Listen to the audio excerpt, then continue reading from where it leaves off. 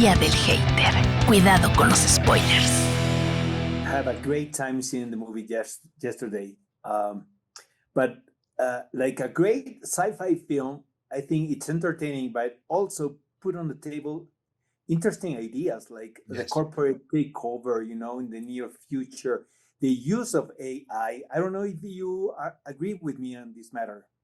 Absolutely. I mean, I think that's what makes this movie really unique. I think it's such a unique experience because Stephen King wrote this book. This book came out in 1982, set in 2025. We got to make the movie in 2025, and this movie is so timely. It could not be. It is eerily similar to the world that we occupy, this world that Stephen King conceptualized so many years ago, pre-reality TV. Pre the world that we're living in, pre-AI, pre-deep fakes, pre all these things. And the fact that, we get to have like a world, this big high octane action movie, but set in a world that is weirdly familiar, that doesn't just cause you to have this amazing experience in the theater, but causes you to think afterwards. That's why I think this movie is so special. It's really about something. And you know what? Seeing the movie, I thought that it was more present right now. What I mean, the story, it's more actual, more contemporary right now in the present. Yes. It makes more sense. You know what I mean? Absolutely. Uh-huh. Well, I think also like the character of Ben Richards, is maybe, I think he's sort of the hero that we all feel like we need right now. He's sort of the ordinary guy who's fighting against this big oppressive system. And I think as humans, I feel like right now, we feel a sense of,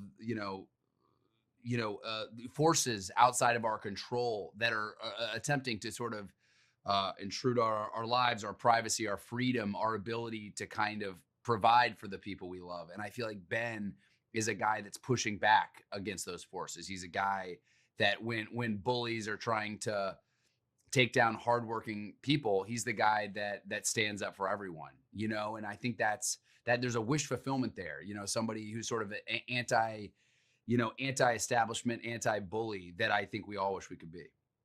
What are the main differences? Between the Ben Richards of Heraldo and the Ben Richards of a novel. Okay. The character of the novel. Yeah, I mean, Stephen King novel. I think sort of some of the architecture is similar. I think obviously Ben Richards, they in the story of The Running Man, the Stephen King book, it's like really about his family. We're really talking about, Sheila, his wife, and Kathy, his daughter, and really figuring out a man who stood up for sort of like his fellow men at a factory, got blacklisted, and had trouble providing for his family. And it's really about, Edgar and I joke, it's basically the longest pharmacy run of all time, the most dramatic pharmacy run. He's just trying to get medicine for his daughter, and he goes on this crazy high octane thing where he signs up for an unwinnable, deadly game show, But I think in Arnold's Running Man, I mean, he was like a former soldier, and I think he got accused of, being a part of a massacre that he wasn't a part of. And it's like, there's just a different entry point into the movie that felt very much more, I guess, of that time. But I think the best part about our story that really I just love is that this is a guy, we are all Ben Richards, right? This is not a guy who's a super soldier or anything. He's just a guy who's trying to provide for his family. So he's a guy who starts this movie in a very familiar environment to all of us. A guy who's just in his home, stressed out about how to meet the demands and of a very sick kid, and it turns into the greatest adventure of all time, where he represents not just a guy who's trying to provide for himself, but a guy who's realizes his problems aren't unique, that the world is sort of experiencing these problems of oppression and power and trust in a network that's determined to keep people in their place. Glenn, it's a blast of a film. And it's so fun. It's so fun. Yeah.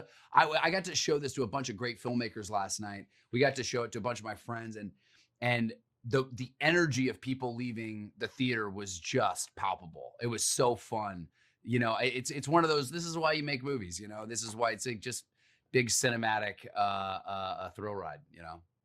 Heraldo Podcast, un lugar para tus oídos.